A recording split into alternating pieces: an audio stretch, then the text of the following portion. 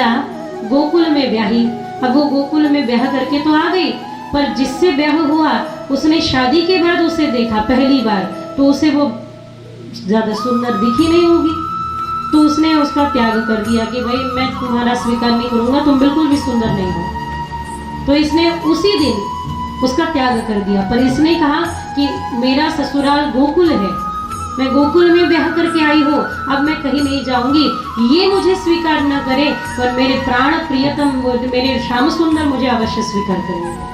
तो वो वही झोपड़ी बना के रहने लगी, सेवा करने लगी। और यहाँ हुआ ऐसा, इसकी शादी हो गए, बाल बच्चे हो गए सब। अब गांव में ऐसे रास बिहारी परिकर या फिर कुछ ऐसे नाटक हुआ होगा गोकुल गांव में, सत्य घटना। गांव में ऐसे कोई नाटक आदि हुआ होगा, तो किसी ने उसे पूछा कि सबका पात्र दे दिया है तो कुब्जा बनेगी क्या? इसने कहा कि भाई मेरा ये स्वरूप यदि कुब्जा बनने के भी पात्र है तो भी अच्छा है ना, ठाकुर जी के काम ही तो आऊंगी। तो कहने लगे ठीक है, सब हंसने लगे।